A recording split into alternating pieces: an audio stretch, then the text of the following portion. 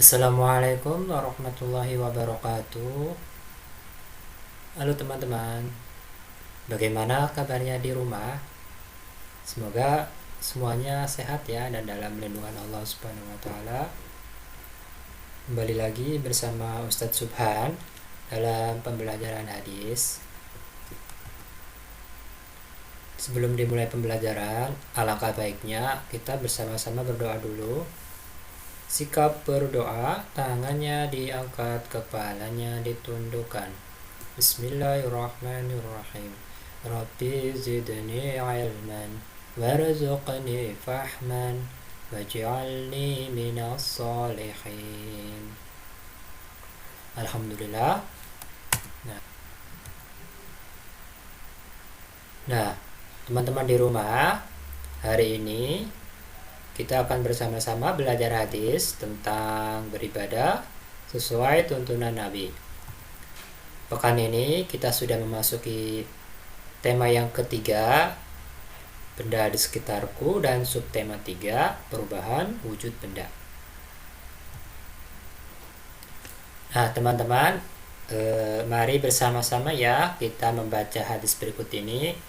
Rasulullah SAW bersabda, Man amila amalan laisa alaihi amruna fahuwa rad. Artinya, barang siapa yang melakukan suatu amalan yang bukan berasal dari kami, maka amalan tersebut tertolak. Hadis ini diriwayatkan oleh Muslim nomor 1718.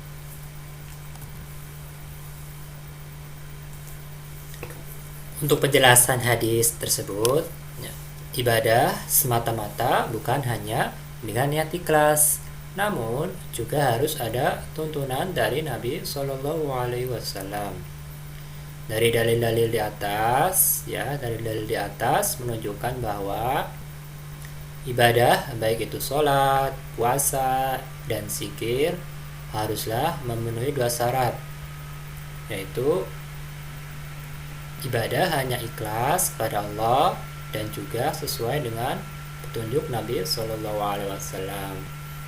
Jika ibadah kita tidak sesuai dengan petunjuk Nabi, maka sesuai yang telah dijelaskan dalam hadis tersebut, maka ibadah kita akan tertolak. Sia-sia bukan teman-teman jika ibadah kita laksanakan sia-sia dan tidak diterima di sisi Allah.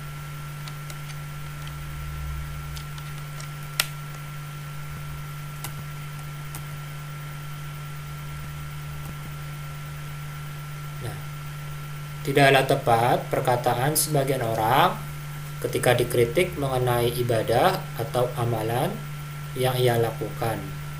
Lantas ia mengatakan, menurut saya segala sesuatu itu kembali pada niatnya masing-masing. Nah, tidak cukup seseorang melakukan ibadah dengan hanya karena didasari niat baik, tetapi dia juga harus melakukan ibadah dengan mencocoki ajaran Nabi Shallallahu Alaihi Wasallam, atau dengan artian dengan mengikuti apa yang diajarkan oleh Nabi kita Nabi Muhammad Shallallahu Alaihi Wasallam.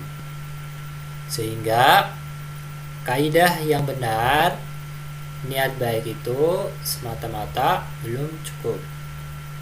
Sehingga ulama menyebutkan bahwa perbuatan ini disebut sebagai bid'ah karena tidak sesuai dengan tuntutan Nabi. Apa itu bid'ah? Sebagian orang kadang memahami apa yang dimaksud dengan bid'ah. Mereka menganggap bahwa bid'ah adalah setiap perkara yang baru.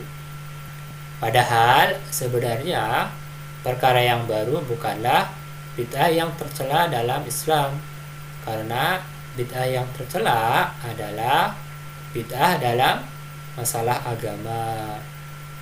Oleh karena itu, di sini dijelaskan bahwa bid'ah merupakan sesuatu yang baru yang tidak memiliki landasan atau dalil dalam syariat sebagai pendukung.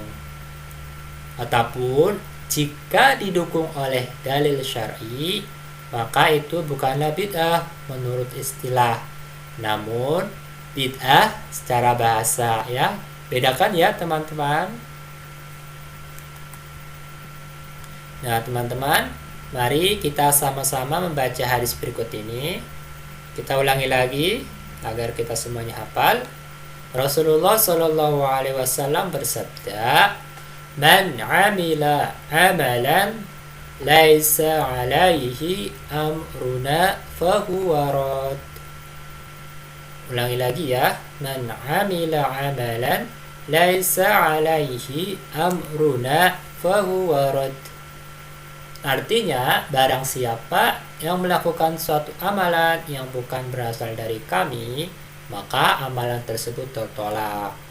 Oleh karena itu, teman-teman, pastikan teman-teman ketika beribadah sesuai dengan hadis berikut ini, pastikan teman-teman itu bisa mencontohkan apa yang dilakukan oleh Nabi Muhammad SAW. Jangan hanya ikut-ikutan orang ini, ikut-ikutan orang itu. Pastikan sesuai dengan dalil. Seperti itu ya. Nah, untuk proyek di rumah, silakan teman-teman bisa hafalkan hadis beribadah sesuai dengan tuntunan Nabi yang telah kita baca tadi beserta artinya. Lalu dokumentasikan menggunakan voice note dan kirim ke classroom masing-masing.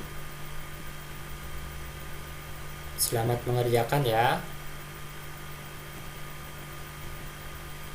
Terima kasih teman-teman, itulah pembahasan hadis beribadah sesuai dengan tuntunan Nabi yang sangat singkat. Semoga bermanfaat buat teman-teman semuanya. Mohon maaf jika ada salah kata ataupun salah perbuatan yang menyinggung perasaan teman-teman.